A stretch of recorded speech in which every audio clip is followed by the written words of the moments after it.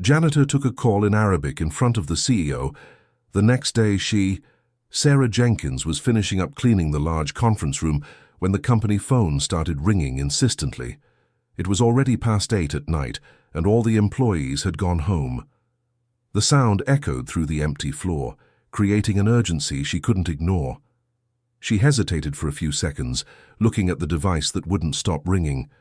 Janitors weren't supposed to answer company phones, but the insistence was so great that something inside her told her that call was important. With her hand still gloved, she picked up the receiver.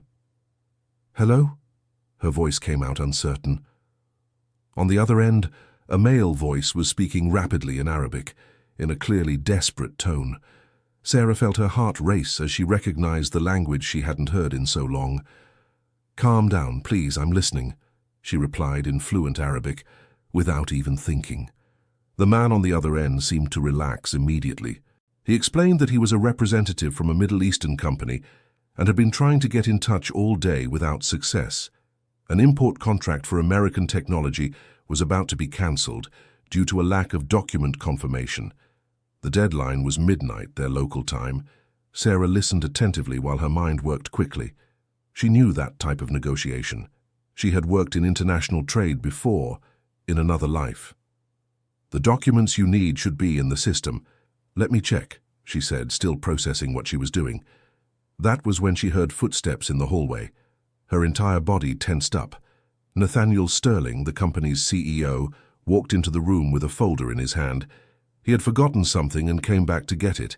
He stopped at the door when he saw her on the phone, his expression shifting from surprise to irritation. Sarah didn't hang up. She kept the phone to her ear while the man on the other end continued explaining the urgency of the situation. She responded in Arabic, her voice steady and professional, explaining that she needed a few minutes to find the necessary documents. Nathaniel moved toward her, clearly ready to snatch the phone out of her hand, but then he stopped, processing what he was hearing. The janitor he barely noticed every day was speaking fluently in Arabic, discussing complex business terms. "Who are you?" he asked, but Sarah raised her hand, asking for silence. She went to the room's computer, still holding the phone between her shoulder and ear. Her fingers flew across the keyboard, navigating the company's system with a familiarity that made Nathaniel narrow his eyes. "I found it," she said in Arabic. "The documents were approved yesterday afternoon, but it looks like no one sent you the confirmation." She grabbed a piece of paper and started jotting down reference numbers, codes, and information the client needed. Her handwriting was clear and organized. "I'll make sure this gets handled right now. Give me your email," she continued, now sitting in the conference room chair as if she belonged there. Nathaniel watched in disbelief. The woman he saw every day scrubbing floors and cleaning bathrooms was saving a deal he had been chasing for 3 months. That contract was worth millions. Sarah hung up after calming the client and promising the documents would arrive within an hour. Only then did she look at Nathaniel, and the reality of her situation hit her like a bucket of cold water. "I can explain," she began, standing up quickly and moving away from the computer. "You speak Arabic." It wasn't a question. It was a shocked realization. "Yes, sir. And you know how to navigate our commercial system." Sarah swallowed hard. She had made a mistake, a huge mistake. Janitors weren't supposed to know these things, weren't supposed to have that kind of knowledge. I saw other employees using it and she tried to come up with an excuse. "Don't lie to me," Nathaniel cut in, his voice low but firm. "Who are you?" The silence that followed was heavy. Sarah could feel the weight of all her secrets pressing against her chest. She had worked so hard to keep her head down, to be invisible. "My name is Sarah Jenkins. I was born here in the United States, but my mother is Syrian.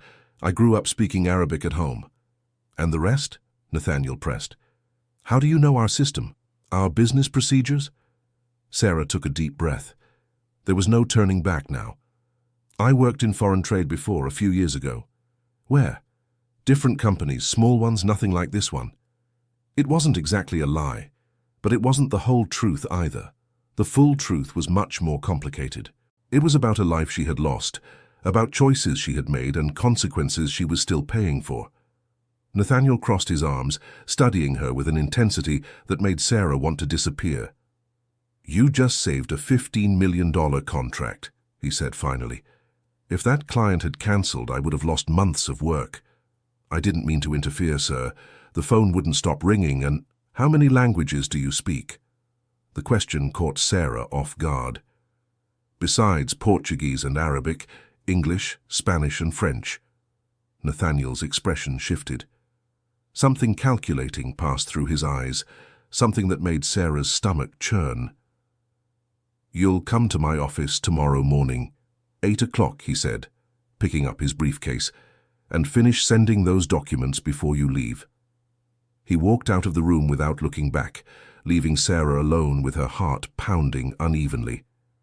She looked at the phone, at the computer, at her hands still in gloves. What had she done? Nathaniel Sterling wasn't known for his generosity. He was a ruthless businessman who had built his company from scratch and didn't tolerate incompetence, but he also didn't waste opportunities. Sarah went back to the computer and did as he asked. She sent the necessary documents, confirmed the details with the Arab client, and made sure everything was in order. It took her 40 minutes to resolve something that should have been done hours earlier by someone in the commercial department. When she finally left the building, it was past 10 at night. The bus that took her home was almost empty. Sarah looked out the window, watching the city lights pass by, and wondered what tomorrow would bring. She had worked as a cleaner at Nathaniel's company for 8 months. 8 months of keeping her head down, of being invisible, of not drawing attention. All of that had crumbled with a single phone call. When she got home, she found her mother, Muna, waiting awake in the small living room of the apartment they shared. "You're late," Muna said in Arabic, her voice heavy with concern. "I had to stay a bit longer, Mom," Sarah replied, taking off her hijab and letting her dark hair fall over her shoulders. Muna studied her daughter's face with that look only mothers have, the look that sees beyond words.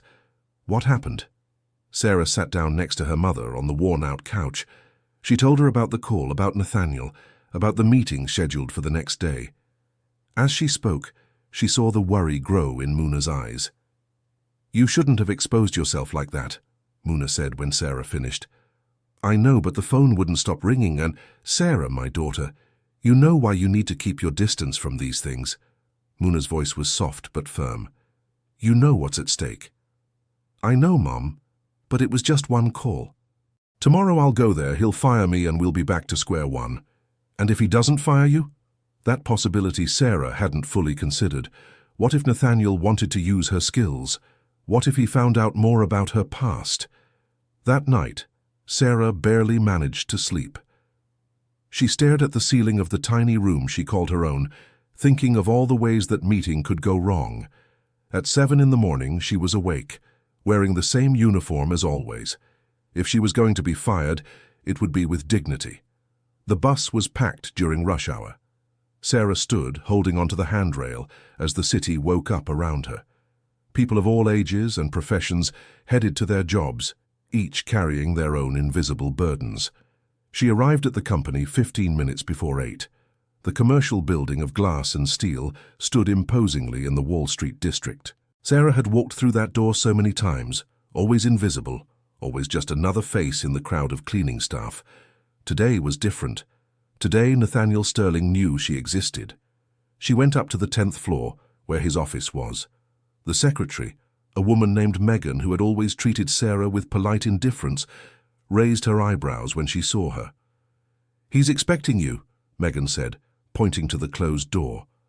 Sarah knocked twice before hearing Nathaniel's voice, telling her to come in.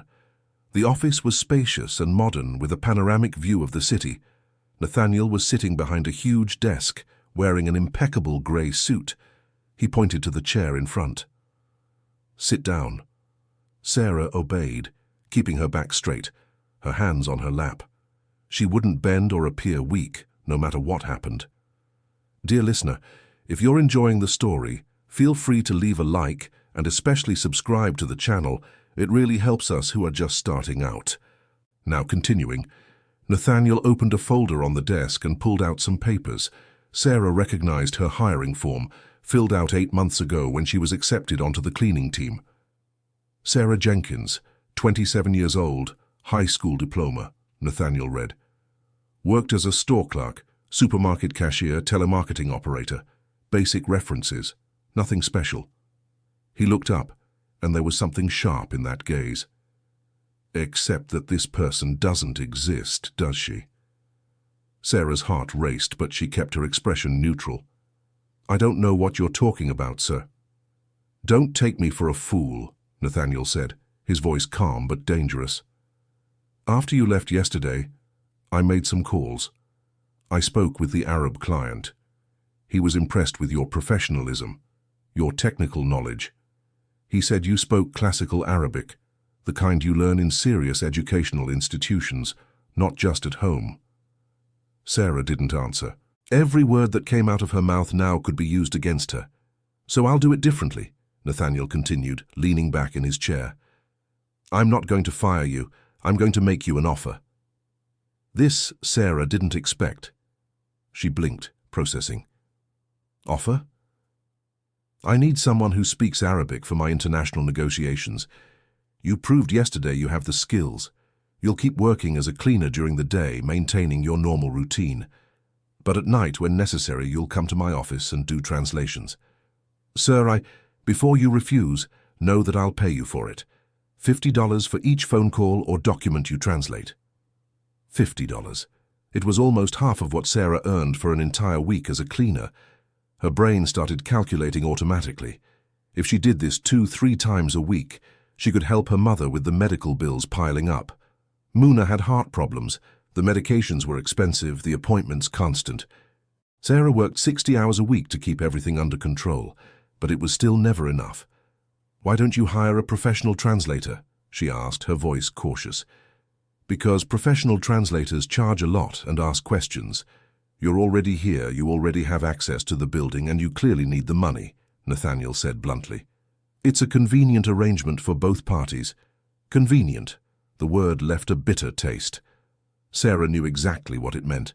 She would be used, exploited, kept in the shadows, while Nathaniel Sterling profited from her work. But it also meant money. It meant being able to buy her mother's medication without having to choose between food and medicine. I accept, she said, hating herself for it. Great, Nathaniel smiled, but it wasn't a kind smile. You can go back to your work. I'll call you when I need you. Sarah stood up to leave, but before she reached the door, Nathaniel spoke again. Oh, and Sarah, this stays between us. I don't want anyone else knowing about your special skills, understood? Understood.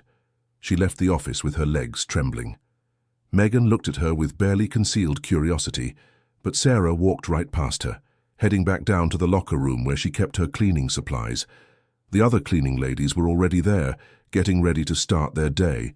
There was Mrs. Higgins, a 65-year-old woman who had worked at the company for 15 years. She had calloused hands and a gentle smile that always warmed Sarah's heart. "Good morning, dear," greeted Mrs. Higgins. "Are you all right? You look pale." "I'm fine, Mrs. Higgins, just didn't sleep very well."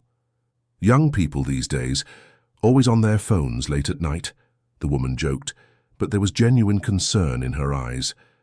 Sarah grabbed her cleaning cart and started her route. She had 3 floors to clean before lunch. The work was mechanical, allowing her mind to wander. She thought about how she had ended up here. 3 years ago, Sarah had been someone else. She worked at a global consulting firm, earned good money, had a bright future ahead of her. Then everything fell apart. Her father, Omar, had been arrested. Charges of financial fraud, embezzlement, money laundering. The company he worked for was investigated, and even though there was no evidence against Sarah, she was fired. No one wanted to hire someone with that last name, with that stain on her record. Omar had died in prison. Heart attack, they said. Sarah was never sure she believed that. Her mother, Muna, never fully recovered. Her heart, literally and figuratively, was broken. Sarah needed to disappear to start over. She legally changed her name from Sarah Alfay to Sarah Jenkins, using her maternal grandmother's maiden name. She hid her diplomas, her certifications, every trace of who she had been, and she became invisible. A simple cleaning lady. No one asked questions. No one cared about her past. It was safe. Until last night. Now Nathaniel Sterling knew. Not everything, but enough to ask questions if he wanted to.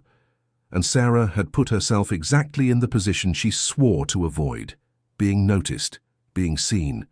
She was cleaning the bathroom on the 6th floor when her phone buzzed, a message from an unknown number. "I need you in my office at 7 p.m. Urgent translation NS. Nathaniel. Of course he had her number. It was in her employee file. Sarah looked at the bathroom mirror. She saw a young woman with tired eyes, wearing a hijab and a blue cleaning uniform. Who was she now? The Sarah who struggled to survive, or the Sarah who was about to step into a dangerous game? The hours until 7 in the evening passed in slow motion. Sarah finished her work, ate a quick dinner in the employee cafeteria, and sent a message to her mother saying she'd be home late. When she went up to the 10th floor, the office was almost empty. Only a few people from the business department were still working. Megan had already left, her desk clean and tidy. Nathaniel was on the phone when she entered. He gestured for her to sit and wait. Sarah obeyed, watching him discuss numbers and deadlines with someone on the other end of the line. He was younger than most of the CEOs Sarah Jenkins had met, probably around 38. He had the look of someone who grew up privileged, but there was also something hard-working in his eyes, a determination that spoke of early mornings and sacrifices. "Sorry for the delay," he said, hanging up the phone. "I have a video conference in 10 minutes with a potential partner from Lebanon. I need you to translate." "Video conference?" Sarah hesitated. "But they'll see me." "No, you'll stay off camera. I'll use an earpiece, and you'll translate quietly for me. Simple. Simple."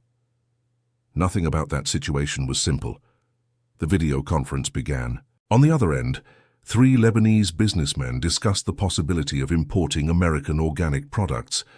Nathaniel pretended to understand, nodding and smiling, while Sarah whispered every word into his ear.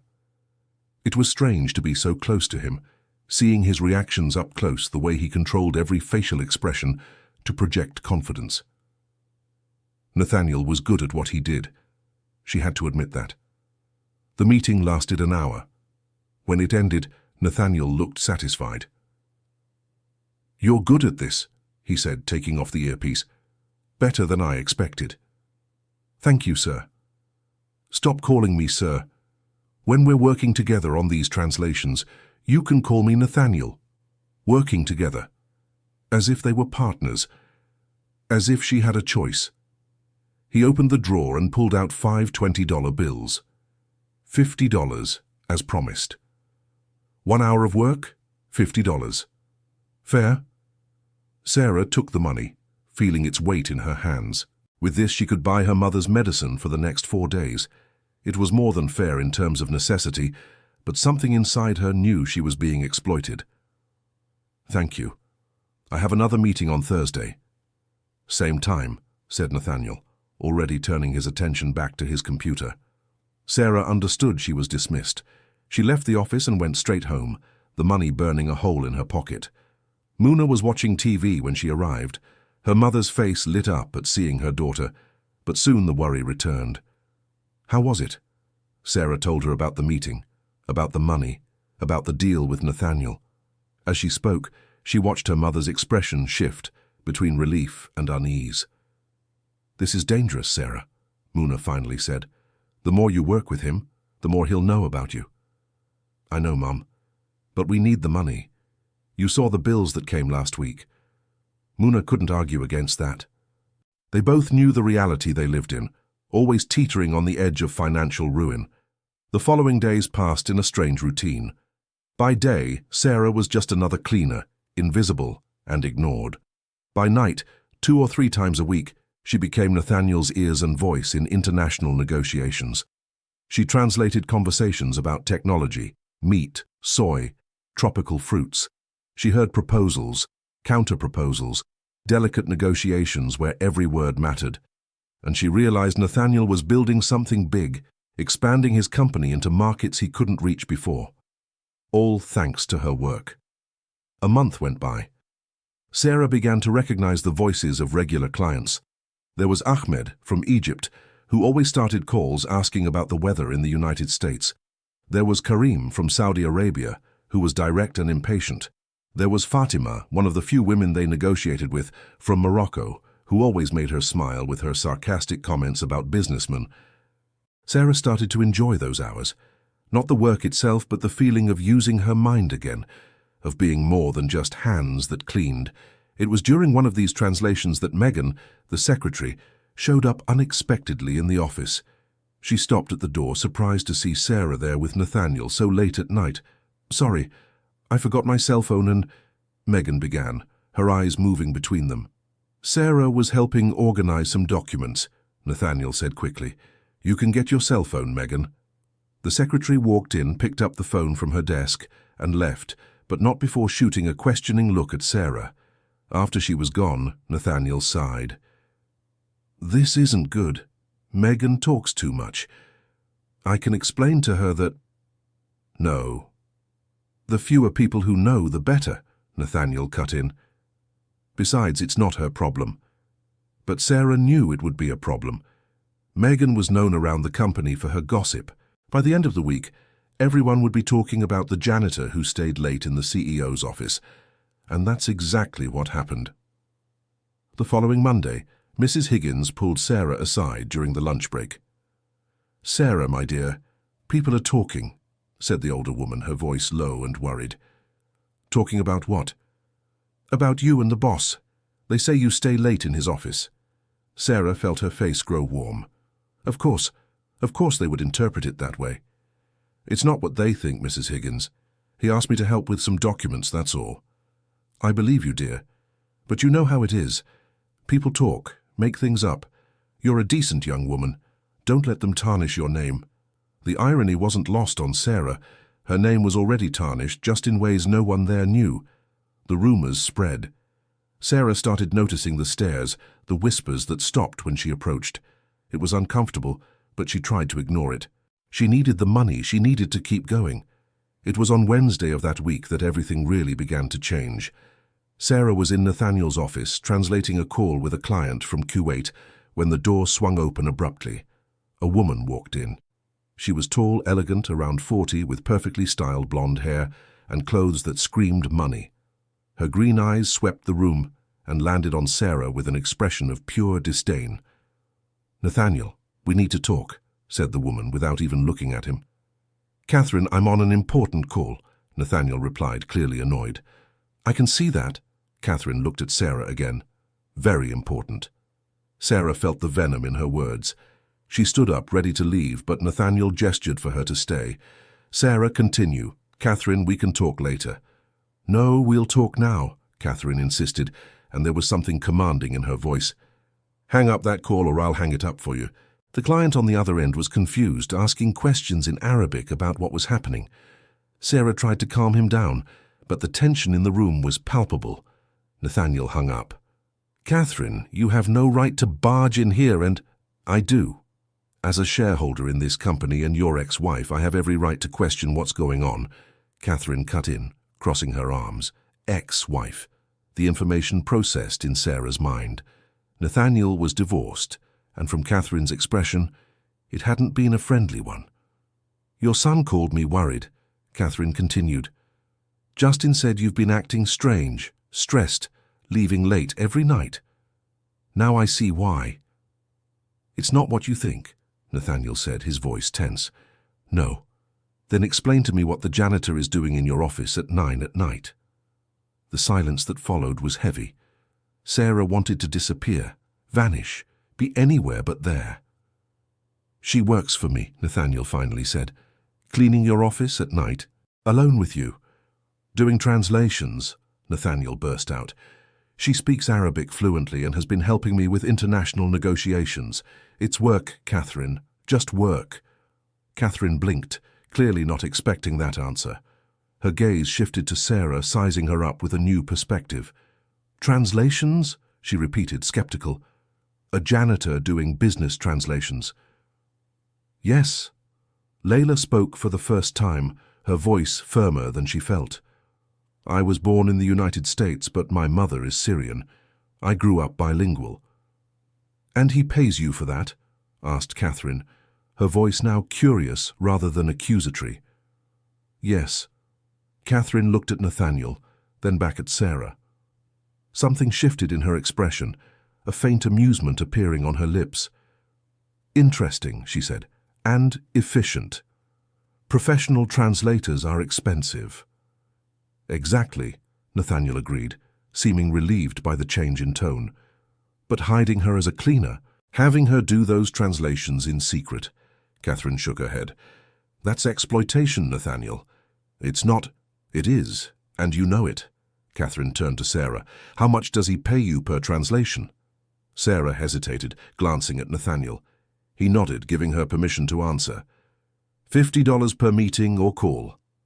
Catherine laughed. It was a short, bitter sound. $50? "Nathaniel, professional translators charge at least $400 an hour. Some charge $800 or more." She looked at Sarah with something close to pity. "And you're working for crumbs." The words fell on Sarah like a painful revelation. She knew she was being exploited, but she didn't know the extent of it. $400 an hour. $800. And she was getting 50. "Catherine, what I pay my employees is none of your business," said Nathaniel, his voice dangerously low. "It is my business when it affects the company's reputation. And when our son is worried about his father." Catherine picked up her purse. "But I didn't come here to fight. I came to let you know that Justin wants to see you this weekend. Don't disappoint the boy again." She left, leaving a tense silence behind. Nathaniel ran his hand over his face, clearly exhausted. "I'm sorry you had to witness that." "She's right," said Sarah, her voice soft but firm. "You pay me far less than you should." Nathaniel looked at her, surprised by the boldness. "You accepted the amount. You never complained until now. Because I need the money, but that doesn't make it fair." He studied her for a long moment.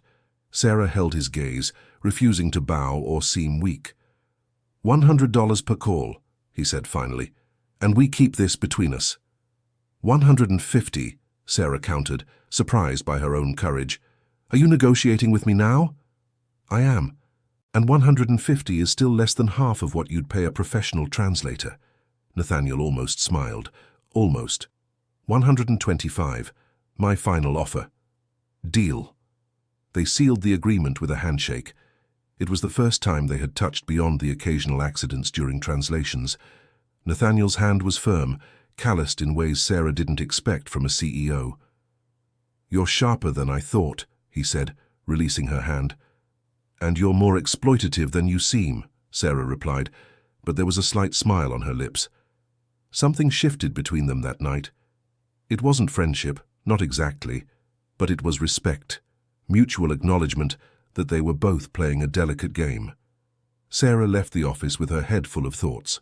$125 per translation. If she kept doing 2 or 3 a week, she could not only pay her mother's bills, but also save a little. But the conversation with Catherine had planted a seed of unease. Exploitation. That's what was happening, no matter how much Nathaniel paid. He was making millions from deals that only happened because Sarah translated, and she was getting crumbs. When she got home, Muna noticed the change in her mood. "What happened, daughter?" Sarah told her about Catherine, about the argument, about the new amount. Her mother listened in silence, her skilled hands working on a piece of embroidery she sold to supplement the income. "That woman, Catherine, she made you see something you were ignoring," Muna said when Sarah finished, "that I'm being exploited." "Yes, but she also gave you power. Now you know your worth." Sarah looked at her mother, seeing the wisdom in her tired eyes. Muna was right. Knowing your worth changed everything.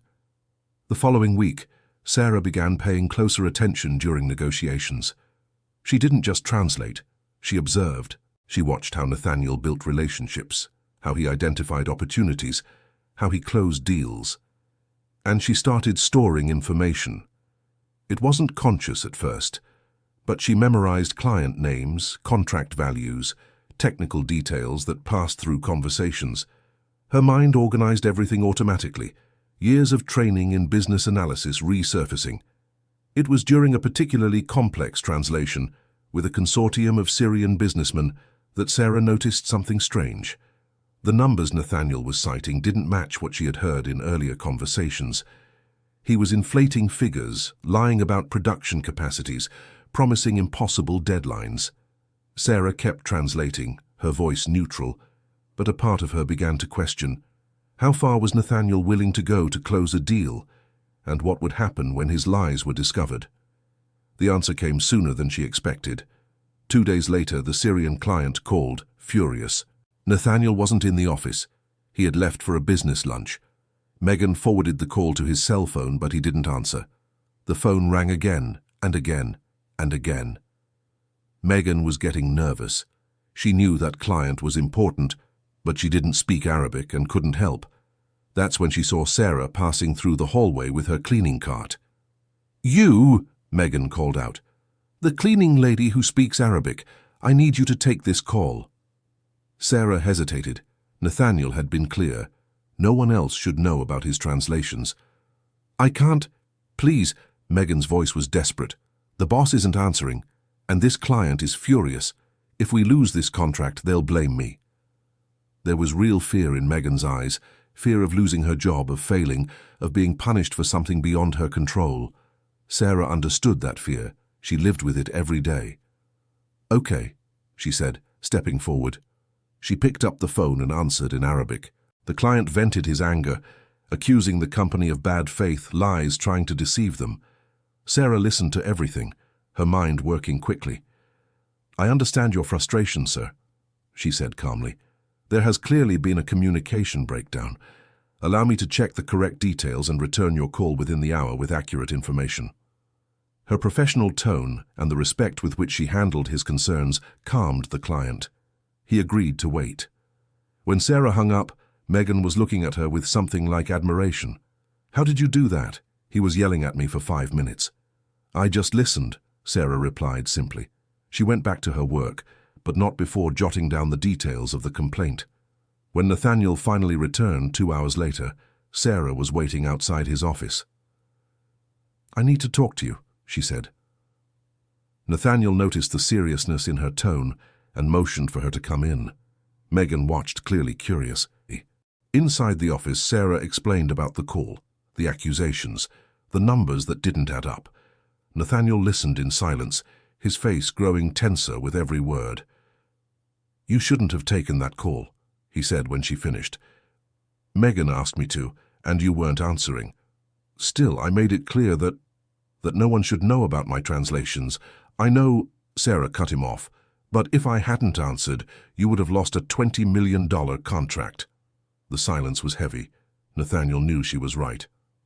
Dear listener, if you're enjoying the story, go ahead and hit like and, most importantly, subscribe to the channel. It really helps us folks who are just starting out. Now back to the story. "What do you want, Sarah?" he finally asked, his voice tired. "I want to know why you lied to them about the numbers." Nathaniel stood up and walked over to the window. He stared at the city below for a long moment before answering. "Because sometimes to get what you want you have to exaggerate a little, promise more than you can deliver, and then scramble to make it happen. But you promised impossible deadlines, quantities you can't produce. And I'll find a way to make it work." He turned to face her. "I always do. And if you don't, I always do," he repeated, his voice firmer. Sarah saw the determination in his eyes, but she also saw something else: desperation, fear. Nathaniel was under pressure, trying to keep his company growing at any cost. "You need to call them back and correct the numbers," Sarah said. "Otherwise, when they find out the truth, it won't just be this contract you lose. It'll be your entire reputation in the Middle Eastern market." "And what do you suggest I say?" The question caught Sarah off guard. Nathaniel was asking for her advice, really asking. "Say there was a miscommunication, present realistic numbers. Show a plan for gradual growth instead of impossible promises," she paused. "And be honest, they'll respect that more than pretty lies." Nathaniel considered her words, then nodded. "You're going to help me make that call?" It wasn't a question, but this time Sarah felt she was being included as a partner, not just a tool. They spent the next hour preparing a new proposal. Sarah didn't just translate. She contributed suggestions based on her knowledge of Middle Eastern business culture. Nathaniel listened, sometimes disagreeing, sometimes incorporating her ideas. When they finally called the Syrian client back, the conversation was different. Nathaniel was honest about the limitations, but also showed a solid plan for overcoming challenges. Sarah translated accurately, but also added cultural nuances that helped the message resonate better. At the end of the call, the client agreed to keep the contract, with adjusted figures and more realistic deadlines. When they hung up, Nathaniel looked at Sarah with an expression she couldn't quite decipher. "You saved this deal twice in one day," he said. "You would have managed on your own." "No, I wouldn't have," he admitted. "You have a gift for this, for understanding people, for finding the right balance in words." Sarah didn't know what to say. No one had complimented her in so long. No one recognized her worth beyond how much she could clean in an hour. $250 per translation, Nathaniel said suddenly. "Starting now." "I didn't ask." "I know, but you deserve it. Besides, I need to keep you motivated." A slight smile touched his lips. "You're becoming indispensable." The word echoed in Sarah's mind all the way home. Indispensable. It was dangerous to be indispensable. It meant visibility. It meant attention. It meant risk. But it also meant power. Muna noticed the change in her daughter during dinner. "Something happened," she said, serving the rice with lentils they had cooked together. Sarah told her about the day, about the call, about the new rate Nathaniel had offered. Her mother listened, her eyes narrowing thoughtfully. "You're getting too close to him," Muna observed. "It's not like that, it's just work." "Sarah, my daughter, I know you. I know how your mind works. You're starting to care about his success, about the company." "Of course I care. The better he does, the more translations he needs, the more I earn." "It's not just that," Muna took her daughter's hand. "You're starting to feel useful again, to feel valued. And that's good, but it's also dangerous. Don't forget who you need to be here. Don't forget why you're hiding." Her mother's words were like a splash of cold water. Muna was right. Sarah was letting herself get carried away, letting her guard down. "I'll be more careful," she promised, but it was easier to promise than to keep. In the weeks that followed, Nathaniel began including Sarah in more aspects of the negotiations. Not just translations, but proposal analyses, strategy suggestions. He discovered she had a background in international trade, and although he didn't ask for details about why someone with those qualifications worked as a cleaner, he started using her expertise. Their relationship changed. It wasn't friendship yet, but it was a partnership. Nathaniel began treating her less like an employee and more like a consultant, and Sarah, despite her mother's warnings, started allowing herself to enjoy that feeling of competence again. It was during this time that she met Justin, Nathaniel's son. It was a Thursday evening. Sarah was in Nathaniel's office reviewing documents ahead of an important meeting the next day when the door opened. A boy walked in. No, not a boy anymore. He was 16, maybe 17.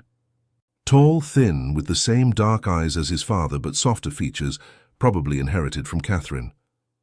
"Dad, you promised you'd—" He stopped when he saw Sarah. "Oh, sorry, I didn't know anyone was here." "Justin, this is Sarah. She works with me," said Nathaniel, standing up. "Sarah, my son, Justin." "Hello," Sarah greeted, giving a brief nod. Justin looked between her and his father, clearly confused. "Works with you doing what? I thought you said the secretary had left." "Sarah does translations for me," Nathaniel explained. "Arabic and other languages." "Oh." Justin still seemed confused, but accepted the explanation. "Dad, you promised to take me out for dinner. It's my birthday." Nathaniel's expression shifted to shock and horror. "Your birthday, Justin, I completely forgot." "Of course you forgot." The boy's voice was low but heavy with hurt. "As always." "No, son, it's just that I've had so much going on and—" "Forget it." Justin turned to leave. "I expected this anyway." "Justin, wait!" But the boy was already gone, his heavy footsteps echoing down the hallway. Nathaniel sank into his chair, running his hands over his face. Sarah could see the pain and guilt in every line of his expression. "He hates you," she said softly. "He has his reasons," Nathaniel admitted. "I'm not a good father. Work always comes first. It always has." "Then go after him," Sarah said. "Now, before it's too late." Nathaniel looked at her. We have that meeting early tomorrow. We need to finish reviewing. The meeting can wait. Your son can't. She grabbed her bag. Go, Nathaniel. Do the right thing for once. He hesitated for only a second before getting up and running after his son. Sarah was left alone in the office, listening to the silence that followed. She thought of her own father. Omar had also put work first. He had sacrificed family for ambition. And where had that gotten him? Prison, tragedy, the destruction of everything he loved. Sarah didn't want to see Nathaniel follow the same path. Not because she cared about him specifically, she told herself, but because Justin didn't deserve to lose his father the way she had lost hers. But deep down, she knew it wasn't just that. She was starting to see Nathaniel not just as the exploitative CEO, but as a flawed person, trying to balance impossible expectations. The next morning, Nathaniel arrived at the office looking exhausted, but lighter. Thank you, he said when Sarah showed up for the meeting. For last night. For making me go after him. How did it go? We talked. We really talked, for the first time in months. Nathaniel smiled, a genuine smile. It didn't fix everything, but it was a start. I promised I'd try harder, be more present. That's good. Do you have siblings, Sarah? The question caught her off guard. Nathaniel had never asked personal questions before. No, I'm an only child. And your father? Are you close with him? Sarah felt her chest tighten. She took a deep breath before answering. My father passed away 3 years ago. I'm sorry, Nathaniel said, and there was sincerity in his voice. Were you close? We were. Until we weren't. She paused, struggling with how much to reveal. He made mistakes. Mistakes that cost our family everything. What kind of mistakes? The worst kind, Sarah replied, her tone making it clear she wouldn't discuss it further. Nathaniel respected her silence. They returned to work, but something had shifted again. They had shared a piece of vulnerability, and it created a connection that hadn't existed before. The morning meeting was a success. They closed a major contract with a specialty coffee cooperative for export to Dubai. Nathaniel was ecstatic. This changes everything, he said after the video call ended. This contract is going to open doors to even bigger deals. Congratulations, Sarah said sincerely. No, congratulations to us, Nathaniel corrected. You were crucial to this. Your understanding of the cultural nuances, your way of presenting our capabilities without overpromising, that was you. It was the first time he had openly credited her work for his success. Thank you, was all Sarah could manage. I want to offer you something, Nathaniel continued. Not as a cleaner, not as a hidden translator, a real position, international relations consultant, with a proper salary, benefits, everything. Sarah's heart raced. It was everything she could have wanted. Recognition, dignity, the chance to use her skills fully. But it also meant exposure. It meant using her real name on official documents. It meant being visible. I can't, she said, hating every word. Why? Nathaniel seemed genuinely confused. You're clearly overqualified for the work you do. Why not take something better? I have my reasons. What reasons? Sarah, what are you hiding? The question hung in the air between them. Sarah knew the moment of truth had come, partially at least. I had a career before. I worked in international trade, as you've already figured out, she began, choosing her words carefully. But my father got involved in legal trouble, serious trouble, and by association my career was over. No one wanted to hire me. My name was tainted. So you changed your name? Yes, and I became invisible, a cleaner. No one asks questions of cleaners. Nathaniel processed this for a moment. You didn't do anything wrong, but you paid for what your father did. Basically, yes. That's not fair. Life isn't fair, Sarah said simply, but I've learned to deal with it. And what if I could give you this position without the exposure? Nathaniel proposed. We can structure it as outsourced consulting. You work from home. You don't have to officially come to the office. Your documents stay discreet. It was tempting. Very tempting. How much? $5,000 a month. plus bonuses for closed contracts. $5,000. It was 4 times more than she made as a cleaner. With that money, she could not only take care of her mother, but also save, maybe even go back to school. "I need to think," Sarah said, though she knew her answer would be yes. "Think. But don't take too long. I'm expanding fast, and I need someone I can trust." He paused. "And I trust you, Sarah. I don't know if I should, considering I still don't know your whole story, but I trust you." Those words stayed with Sarah all day. Trust. It was something so rare and precious in her life now. When she got home, she found her mother more cheerful than she had been in weeks. "I got a call today," said Muna, her eyes shining. "From the hospital. They managed to schedule my heart surgery for 2 months from now." "Mum, that's wonderful." Sarah hugged her, feeling tears of joy. Muna had been on the waiting list for over a year. "But it's expensive, sweetheart. Even with the public system, there are costs. Medicine, special tests, the recovery period." "Don't worry about that," said Sarah, her decision made. "I'll get the money." She told her mother about Nathaniel Sterling's proposal. For the first time in a long while, she saw real hope in Muna's eyes. "If you think it's safe, I'll be careful. But I need to do this, Mom. For you. For us." Muna cupped her daughter's face in her hands. "You're so strong, so brave. Your father would be proud." The mention of her father brought a familiar pain, but also something more. Sarah was beginning to realize she didn't have to carry Omar Al-Fay's guilt forever, that she was her own person with her own choices. The next day she gave her answer to Nathaniel. "I accept, but with one condition." "What is it?" "I continue working as a cleaner during the day, officially. No one at the company can know about my new role." "Why?" "You don't need to scrub floors anymore if—" "I need the cover," Sarah interrupted. "If people find out I changed roles, they'll ask questions, investigate, and I can't risk that." Nathaniel didn't like it. She could tell, but he agreed. "All right. Your way, then. But at least let me give you a small office to work in, something private where you can make calls, use a computer without being interrupted." It was a reasonable compromise. They sealed the deal. The change was gradual. Sarah continued her cleaner routine during the day, but now she had access to a small room on the 8th floor, officially listed as a storage room. There she had a computer, a phone, and could work on international negotiations without being seen. It was a strange double life. In the morning, she scrubbed floors and cleaned bathrooms. In the afternoon, she negotiated million-dollar contracts with businessmen from the other side of the world. Mrs. Higgins noticed Sarah was different. "You're happier, dear," the older woman observed during a coffee break. "It's good to see you smile."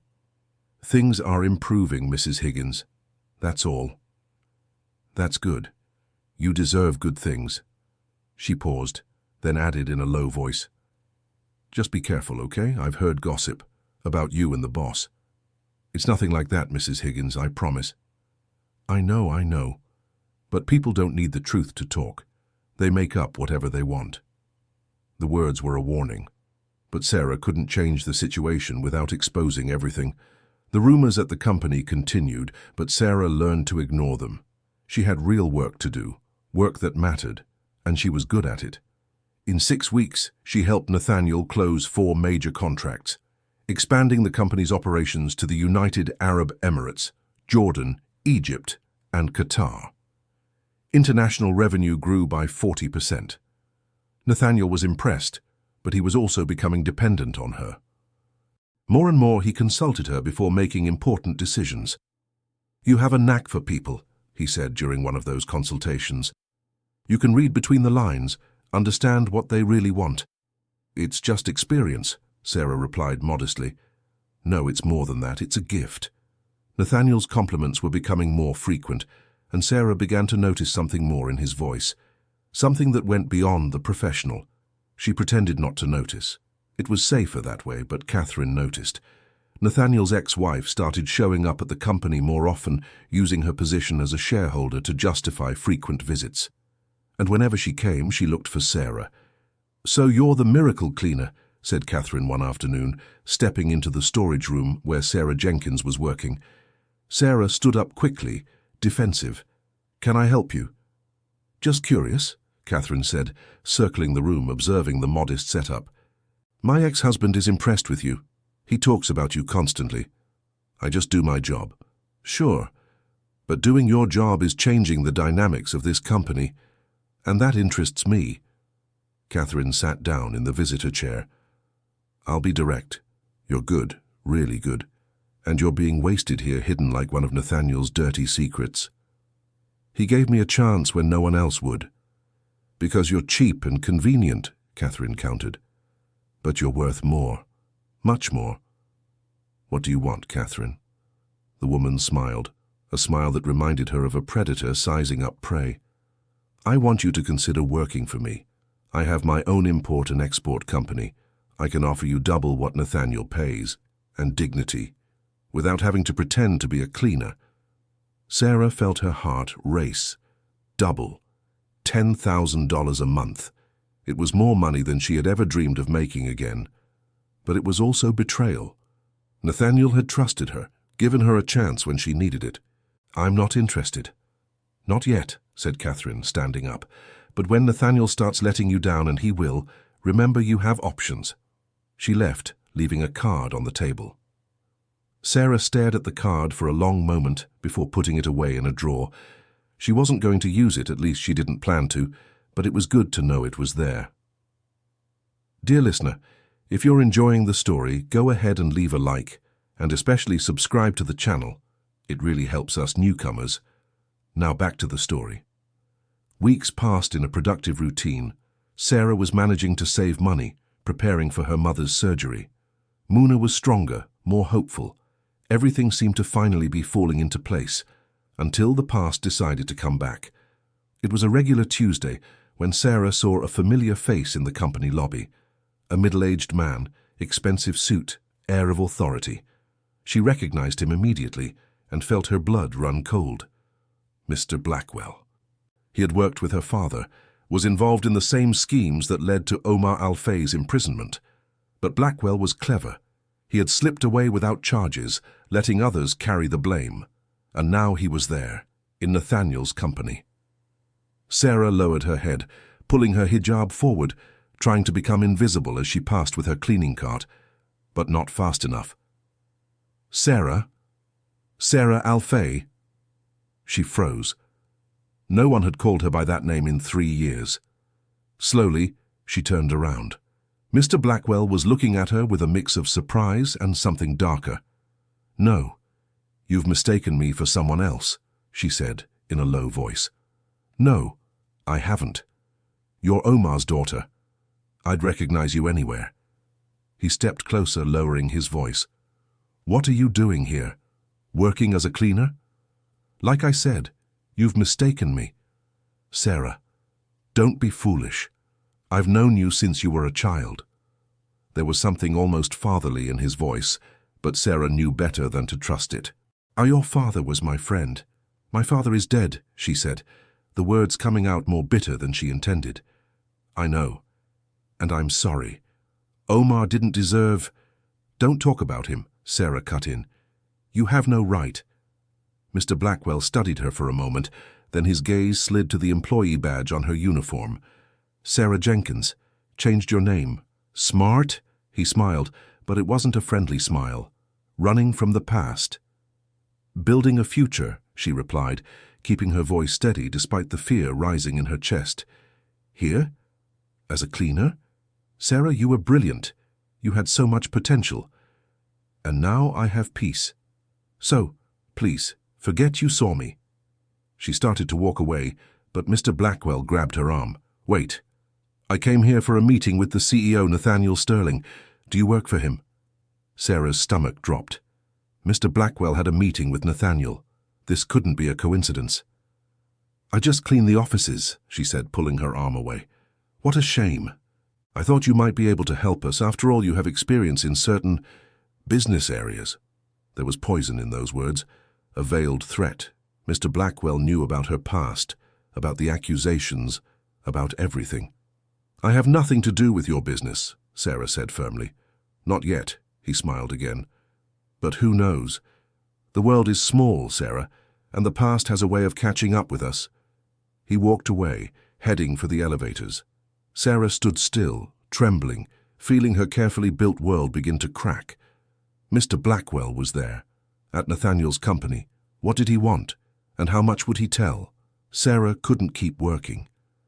She hid in the women's restroom, trying to catch her breath, to calm the panic threatening to swallow her. Her phone buzzed, a message from Nathaniel. I need you in my office, now. Important meeting with a potential investor. No, no, no, no.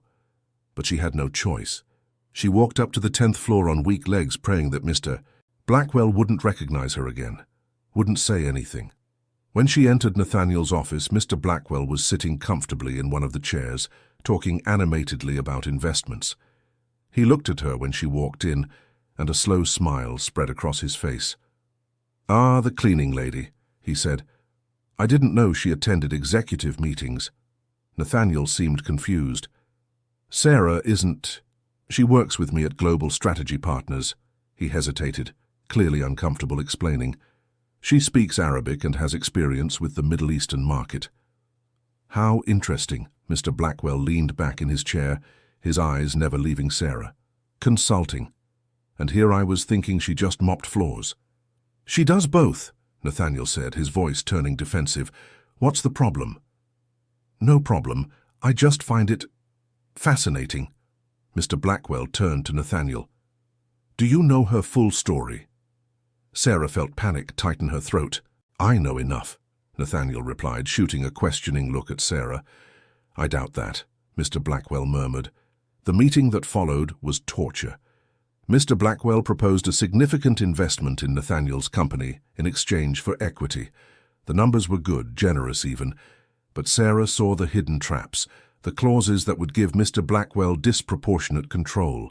She wanted to warn Nathaniel, but she couldn't, not with Mr. Blackwell there, watching, waiting for her to slip up. When the meeting ended, Mr. Blackwell stood up, shook Nathaniel's hand, and then turned to Sarah.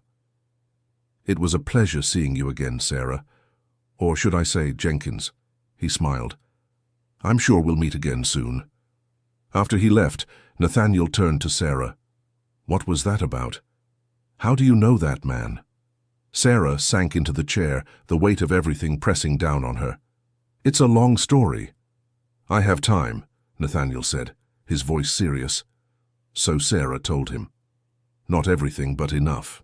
About her father, about the accusations, about how her world fell apart, and about Mr. Blackwell, who was at the center of it all but escaped without consequences. Nathaniel listened in silence, his face growing darker with every word. Did he threaten you? He asked when she finished. Not directly, but he made it clear he knows who I am and can use it against me. And his investment proposal. It's a trap, Sarah said without hesitation. The clauses give him too much control. Eventually he could push you out of your own company. Why would he do that? Because that's what he does. He takes control of promising companies, drains them, sells off the pieces. That's what he did with my father's company. Nathaniel was silent for a long moment, processing everything. You should have told me sooner, he said finally. I know, but I was afraid. Afraid of losing my job. Afraid you'd only see me as the criminal's daughter. Your father committed crimes. You didn't. Nathaniel moved closer to her. You shouldn't have to pay for his mistakes. But I do. Every day. Not anymore, Nathaniel said with determination. I'm going to reject Mr. Blackwell's offer, and if he tries to use your past against you, he'll have to go through me first. The words touched something deep in Sarah. Nathaniel was putting himself between her and her past, protecting her when he didn't have to. Why are you doing this? She asked, her voice choked. Because you're important to me, he answered simply. To the company, I mean. I can't afford to lose my best consultant. But there was something in his eyes that said it wasn't just about business. In the following days, Mr. Blackwell tried to pressure for an answer about his investment. Nathaniel stalled him, asking for time to evaluate the offer with his lawyers. Meanwhile, Sarah investigated. She used her old contacts, people who still trusted her despite her tainted last name. She discovered Mr. Blackwell was in financial trouble. He needed that investment in Nathaniel's company, not out of opportunity, but out of desperation. And there was more. Rumors that authorities were finally investigating his past activities. Mr. Blackwell was trying to launder money through legitimate investments. Sarah brought all of this to Nathaniel. "If you accept his investment, you could end up caught in an investigation," she explained, showing him the documents she'd managed to gather. "It's not worth the risk." "How did you get all this?" Nathaniel asked, impressed. "I have my methods," she replied vaguely. The truth was, Sarah had used connections she'd sworn she would never use again. People from her father's world. It was risky but necessary. Nathaniel officially declined Mr. Blackwell's offer. The man didn't like it. "You're going to regret this," he said when Nathaniel communicated the decision. "And your special consultant, too." It was a clear threat, Mr. Blackwell wasn't done with them. Sarah began to fear that her double life was about to completely unravel. She walked through the company in a constant state of alert, expecting Mr. Blackwell to show up again, to reveal everything to everyone. But weeks passed without incident. Maybe he'd given up, or maybe he was just waiting for the right moment.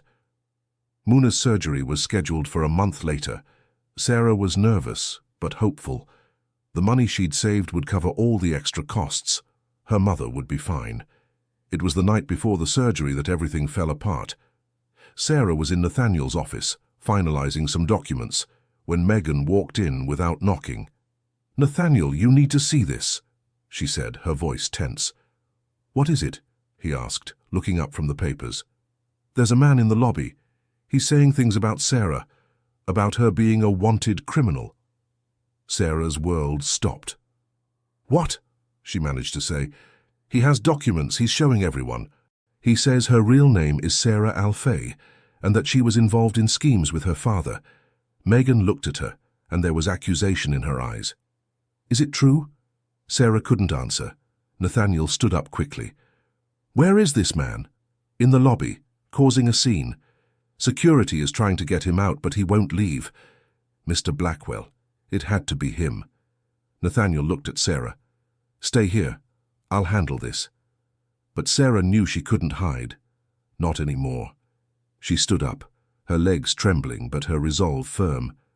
"No, I'm coming with you. If I'm going to face this, I'll do it head on." They went down together to the lobby. A crowd of employees had gathered, all watching the scene. Mr. Blackwell was in the lobby, his voice loud and accusatory, holding up documents for anyone to see. "Sarah Alfay, daughter of Omar Alfay, convicted of fraud and corruption. She's here, working under a fake name, hiding her criminal past." Sarah felt every pair of eyes turn to her.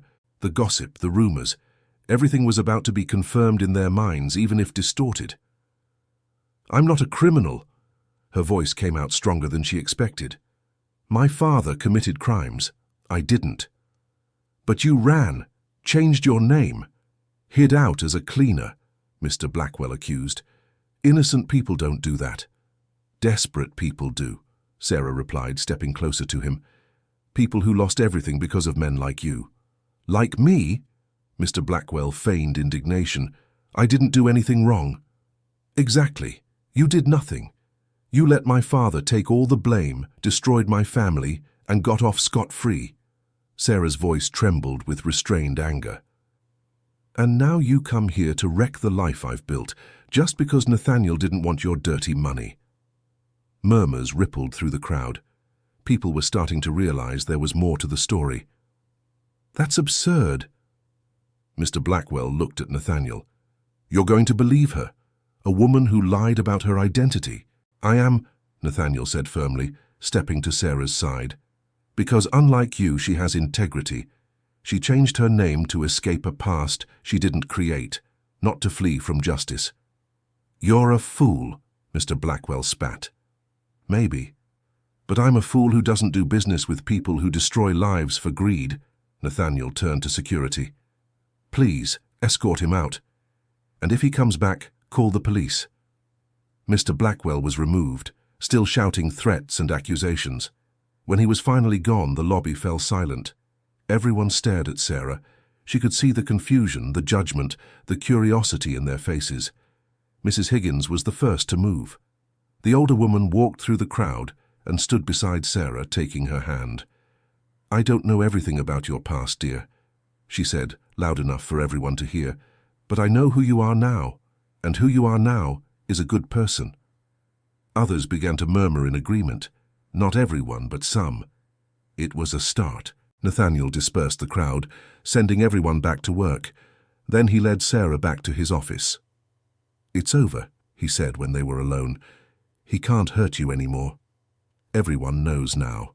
My real identity, my past. And you'll survive, like you always have." Nathaniel took her hands. "Sarah, you're one of the strongest people I know. Don't let that man take that from you." Sarah looked at their hands together.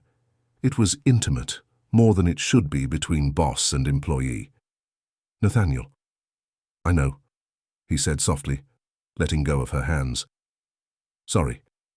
I crossed a line." "No, that's not it." Sarah took a deep breath. "It's that I'm scared.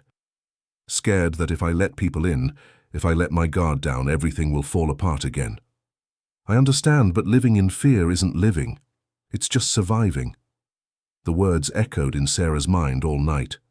She barely slept, thinking about everything that had happened, everything that had changed. The next morning, she went to Heights General Hospital with her mother for the surgery. Muna was nervous but confident. "You look worried, sweetheart," she observed as they waited in the pre-op room. Sarah told her about Mr. Blackwell, about the scene in the lobby, about how her secret was now public. "And what are you going to do?" Muna asked. "I don't know. Part of me wants to run again, start over somewhere else." "And the other part?" "The other part wants to stay. Fight. Prove I'm more than the last name I carry." Muna smiled, holding her daughter's face in her hands. "Then do that, my girl. Stay. Fight.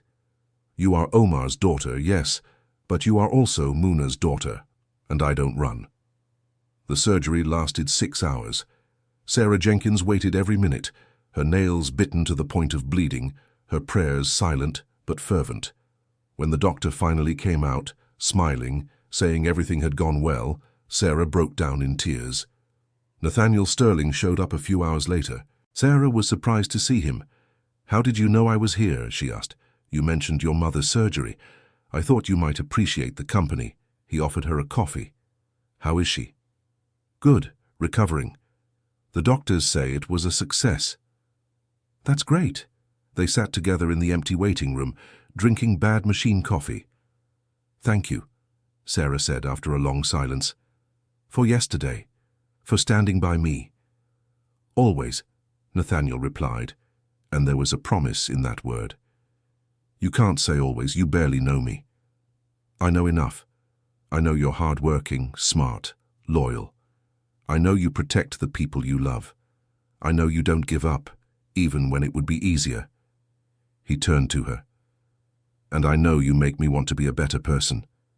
Sarah's heart raced. There was meaning in those words, unspoken but present emotions. "Nathaniel, we can't." "I know," he said quickly. "I'm not asking for anything, just telling the truth." Sarah didn't know how to respond. Part of her wanted to reciprocate, to admit she also felt something growing between them.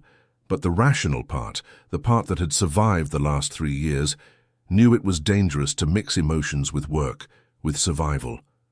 "I'm heading back to the office," Nathaniel said, standing up. "But if you need anything, call me." After he left, Sarah was alone with her confused thoughts. The following days were a whirlwind. Muna recovered well, gaining strength every day. Sarah went back to work, facing curious looks and whispers. But something surprising happened. Instead of rejection, she found mostly understanding. People saw her vulnerability, her humanity, and responded with empathy. Mrs. Higgins became a kind of guardian, defending Sarah whenever someone spoke ill.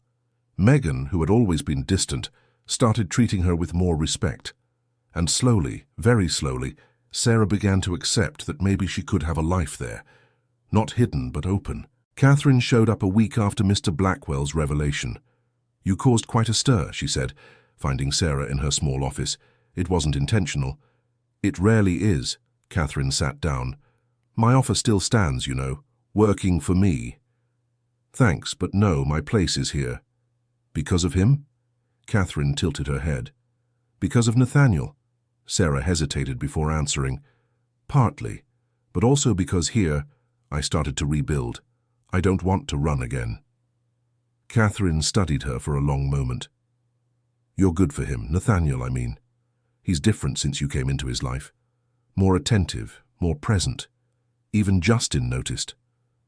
"I didn't come into his life. I just work for him." "Keep telling yourself that," Catherine stood up.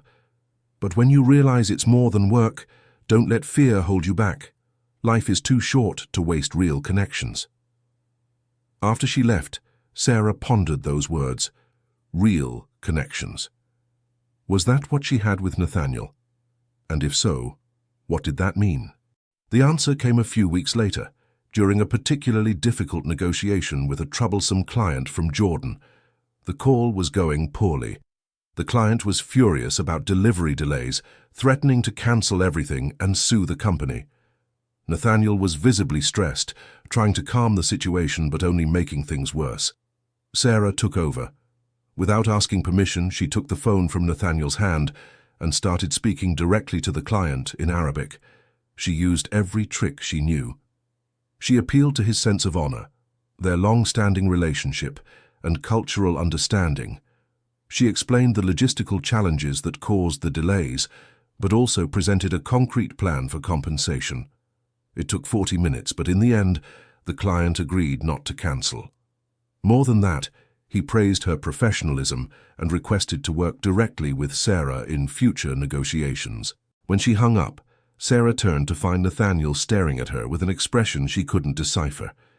"You just saved the company from $1 million lawsuit," he said. "It was just a difficult conversation." "No, it was more than that." Nathaniel stepped closer to her. "Sarah, I don't know how to function without you anymore. You've become essential to me, and I'm not just talking about business." "Nathaniel, let me finish. I know it's complicated. I know technically I'm your boss. I know you have your reasons for keeping your distance, but I can't pretend anymore that I don't feel anything." Sarah's heart was beating so hard, she was sure he could hear it. "I feel it too," she finally admitted, the words slipping out before she could stop them. "But it's scary. Everything I let into my life in the past few years was taken from me. I don't know if I can risk it again." "Then let's not risk it. Let's be sure."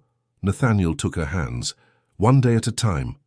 No pressure, no rush, just honesty." Sarah looked at their intertwined hands. It was scary, but it also felt right in a way nothing else had in years. "One day at a time," she repeated. They kissed then, soft and tentative. It was both new and familiar, like coming home after a long journey. The following months were a time of adjustment. Nathaniel and Sarah kept their relationship discreet at first, not wanting to fuel more gossip. But gradually, it became common knowledge. There was disapproval, of course. Some employees murmured about favoritism, about propriety, but most saw it for what it was: two people who found each other under unlikely circumstances and built something real. Muna made a full recovery from the surgery. She met Nathaniel and approved of him, though with maternal warnings about treating her daughter well. Justin, who was initially skeptical about his father's relationship, eventually became friends with Sarah. She helped him with Arabic for school, and he helped her understand the American cultural references that sometimes confused her. Nathaniel's company continued to grow. With Sarah by his side, they expanded into new markets, built lasting relationships with international clients.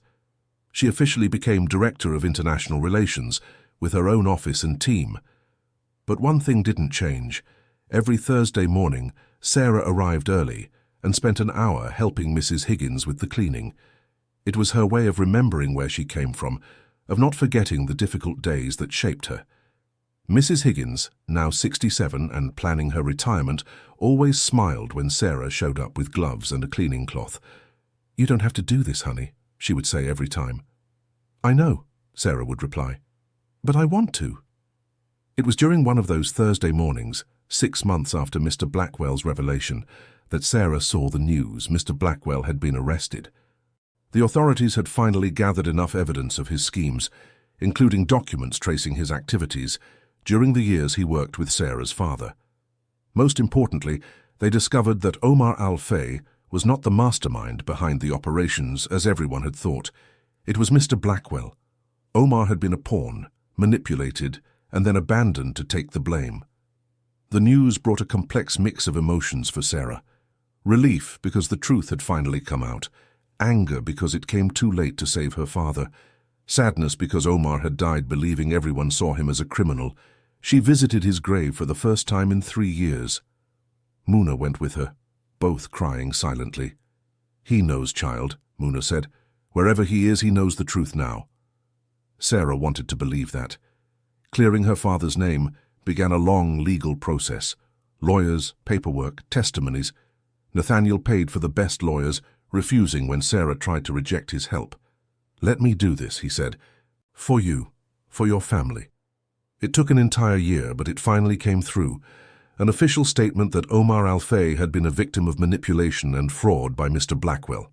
It wasn't complete forgiveness, since Omar had participated in the activities, but it acknowledged that he wasn't the villain everyone thought he was.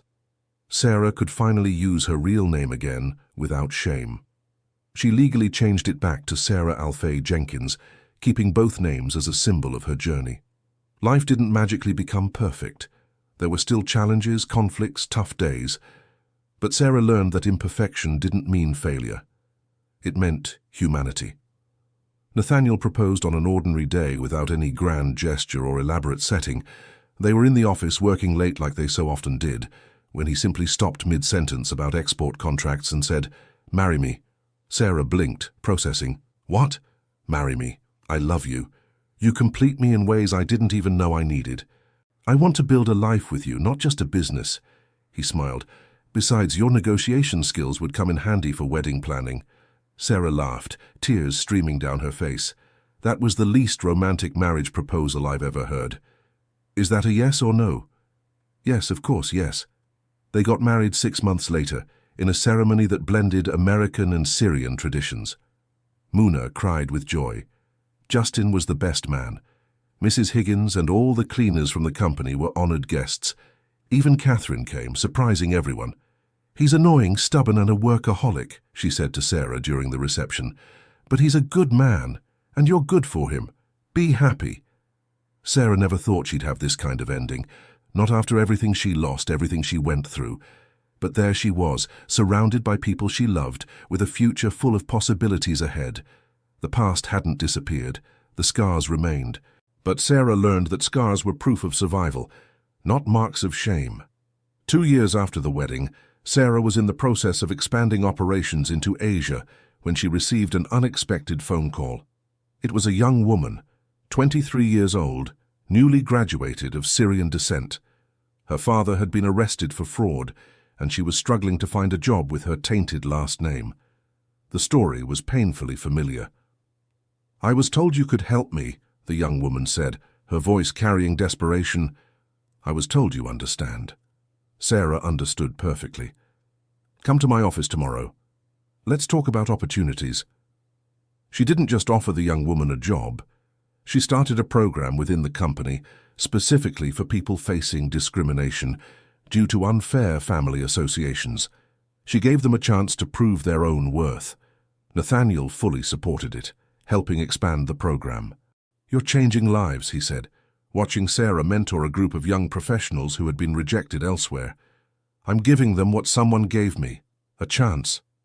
I didn't give you a chance. You earned it. But you saw me.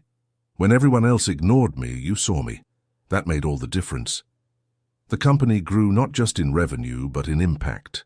They became known not only for efficient international negotiations, but for ethical labor practices and inclusion programs. Sarah never forgot the days as a cleaner. She maintained a close connection with the cleaning staff, ensuring they were well paid, respected, and had opportunities for growth. Mrs. Higgins finally retired at the age of 70. Sarah Jenkins and Nathaniel Sterling threw a surprise party, announcing they had created a special retirement fund for long-term employees in her honor. "You were always kind to me," said Sarah, hugging the elderly woman. "When no one else was, I'll never forget that. You were easy to be kind to, my dear. You had a light in your eyes even on the darkest days." Mrs. Higgins smiled. "I'm glad I got to see that light grow until it shined for everyone to see." 3 years after the wedding, Sarah discovered she was pregnant. The news brought joy but also fear. Would she be a good mother? Could she balance her career and motherhood? What if she failed? Nathaniel calmed her fears. "You've survived things that would break most people. Raising a child will be challenging, but you're not alone. We're in this together." Muna was radiant at the news that she would be a grandmother. Her health was stable, and she planned to spoil her grandchild absurdly. "You're going to be a wonderful mother," she said to Sarah. "Much better than I was." "Mom, you were perfect." "I wasn't. I made mistakes. But I loved you with everything I had. And that's what matters in the end." During the pregnancy, Sarah began to reflect more deeply on legacy. What kind of world was she bringing her child into? What values did she want to pass on? She and Nathaniel talked for hours about it, planning not just for the child, but for the future they wanted to build. Justin, now 20 years old and studying business, was excited to be an older brother. He already loved the baby who hadn't even been born yet. "I'll teach him everything about soccer, music, how to make homemade chocolate candy," he listed, making Sarah laugh. "And I'll teach about other cultures, other languages, about respect and empathy," she added. "Basically, we're going to raise the most incredible human being," Nathaniel concluded. Their daughter was born on a spring morning, Yasmin Alfay Sterling, a name that carried all the weight of Sarah's story, but also the promise of a new beginning. When Sarah held her daughter for the first time, she felt something shift inside her. All the struggles, all the pain, all the hard moments had led to this perfect moment. "Hello, little one," she whispered. "You have a story to learn. About your brave grandmother, about your grandfather who made mistakes but wasn't bad, about your mother who fell but got back up, and about how love can heal even the deepest wounds," added Nathaniel, kissing Sarah's forehead. The first few months with Yasmin were exhausting but wonderful. Sarah reduced her work hours but didn't stop completely. There was still so much she wanted to do, so much she wanted to build. Muna helped with the baby, singing lullabies in Arabic that Sarah remembered from her own childhood. It was comforting to see traditions being passed on. It was when Yasmin was 6 months old that Catherine showed up with an unexpected proposal. "I want to merge my company with yours," she said, in a meeting that included Sarah, Nathaniel, and the other major shareholders. "Why?" asked Nathaniel, cautious. "Because I'm getting old," Catherine replied with a smile. 53. "I want to slow down, but I don't want my life's work to disappear. You've built something special here, ethical, sustainable, with real impact. I want to be part of that." It was a complex negotiation that took months, but in the end, the companies merged, creating one of the largest import and export firms in the country, with a strong focus on ethical practices and social inclusion.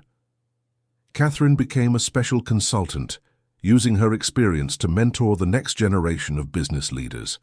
The success brought visibility. Sarah began to be invited to give talks, to tell her story. Initially, she resisted, preferring privacy, but Nathaniel encouraged her. "Your story can inspire people. It can show that it's possible to reinvent yourself, to overcome adversity."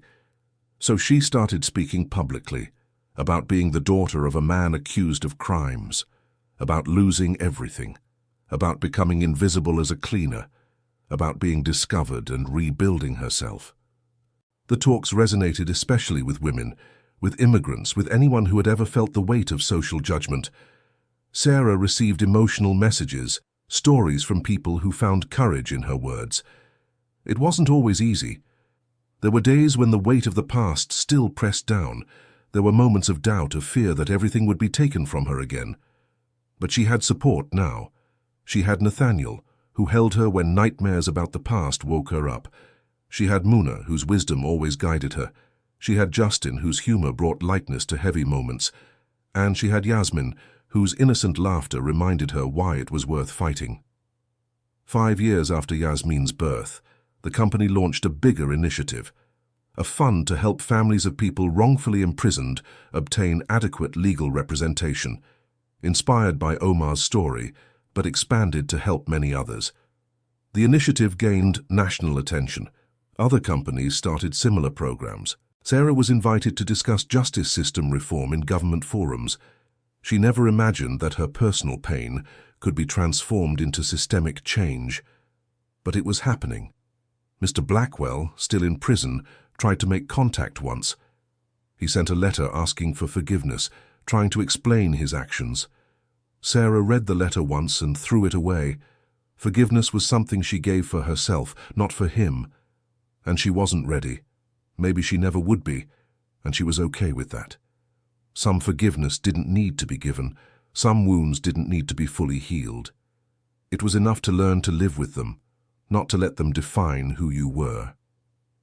Sarah had good days and bad days. Days when she felt on top of the world, and days when the scared girl working as a cleaner still whispered doubts in her mind. But she learned that strength wasn't about never being afraid. It was about being afraid and moving forward anyway. When Yasmin turned 7, she started asking questions about the family, about the past. "Mommy, why do I have so many last names?" the girl asked one day. Sarah and Nathaniel looked at each other. They had discussed when and how to tell their daughter the full story. "Because each name tells a part of our story," Sarah explained, pulling Yasmin onto her lap. "Alfay is from Grandpa Omar, who made mistakes but also gave us so much. Jenkins is from Grandma Muna, who taught us strength. And Sterling is from Daddy, who gave us love. And you, Mommy, what's your story?" "My story," Sarah smiled, kissing the top of her daughter's head, "is about falling and getting back up, about losing everything and discovering that what really matters can't be taken away. It's about finding strength in vulnerability and love in adversity." "I didn't understand all that," Yasmin said honestly. "That's okay. You'll understand when you're older, and until then I'll be here to guide you." It was an important conversation, but not the last one. Sarah knew there would be many more as Yasmin grew up, as the world tried to define her by her grandfather's mistakes or her parents' success. But Sarah also knew that Yasmin would have something she didn't, a solid foundation of love and support from the start. She wouldn't need to rebuild herself because she would never be broken in the same way. In the following years, the company continued to expand. They opened offices in Dubai, Cairo, New York City, Toronto. Sarah traveled often, sometimes bringing Yasmin, and sometimes Nathaniel, sometimes both. Justin graduated and joined the company, bringing fresh ideas about sustainability and social responsibility. He and Sarah worked well together, complementing each other. Catherine, now in her 60s, cut back her hours even further, but remained involved in important decisions. She and Sarah developed an unlikely friendship, two strong women who respected each other. Muna, reaching 75, was slower, but still full of life. She spent her days caring for Yasmin, telling stories of Syria, teaching Arabic, cooking traditional recipes. Mrs. Higgins visited occasionally, always with stories about how the cleaning staff was being treated. Sarah made sure personally that the standards stayed high. Life was good, not perfect, but good. There were constant challenges, difficult clients, complicated negotiations, balancing work and family. But they were challenges Sarah faced with confidence now, knowing she had the tools and support to overcome them. It was on the 10th anniversary of when Sarah took that first call in Arabic that the company organized a celebration. A decade of transformation, of growth, of impact. During the party, Nathaniel gave an emotional speech about how it all started with a simple phone call answered by an extraordinary janitor. Then it was Sarah's turn to speak. She looked at the audience, seeing familiar and new faces, people whose lives she had touched in some way. 10 years ago, I was invisible, she began. I worked as a janitor because it was safe, because no one asked questions. I had lost everything and was just trying to survive. Then a phone rang, and I made a choice. I could have ignored it, let it keep ringing, but I answered, and that choice changed everything. It wasn't easy. There were times I thought about giving up, running away again, going back to the safety of invisibility. But people saw me when I couldn't see myself. They believed in me when I didn't believe in myself. She looked at Nathaniel, then at Muna, Justin, Catherine, Mrs. Higgins. This company isn't just about business, it's about second chances, about seeing the value in people society overlooks, about building something that matters, that makes a real difference. So my wish for the next 10 years is simple. Keep seeing the invisible people. Keep giving chances. Keep building bridges instead of walls. The audience applauded. Sarah saw tears in many eyes, including her own. After the party, when everyone had gone, Sarah stayed alone in the office. She looked out the window at the city below, the lights blinking like earthly stars. She thought about the girl she had been, scared and lost, hiding behind a fake name and a mop. She thought about the woman she had become, strong but still vulnerable, powerful but still humble. The journey from invisible to seen wasn't about changing who she fundamentally was. It was about having the courage to be who she always was, but with pride instead of shame. Penny, for your thoughts? Nathaniel's voice came from behind her. Sarah smiled without turning around. Just thinking about how much has changed, how much I've changed. Nathaniel hugged her from behind, resting his chin on her shoulder. You haven't changed. You just revealed yourself. The amazing woman was always there, just hidden for a while. A poet now, Sarah teased. When I'm with you, yes. They stood there in comfortable silence, watching the city, thinking about the past and the future. There was no perfect happy ending. Life didn't work that way. But there was happiness, earned through struggle, stained by imperfections, but real nonetheless. And for Sarah, that was more than enough. It was everything. End of the story. Now, tell us what you thought of this story and where you're watching from. If you have anything to share with us, leave it in the comments with honest words. Do you believe Sarah made the right decisions? We'd love to hear your thoughts. Thank you so much for joining us. Don't forget to leave a like and, most importantly, subscribe to the channel so you don't miss any more gripping stories.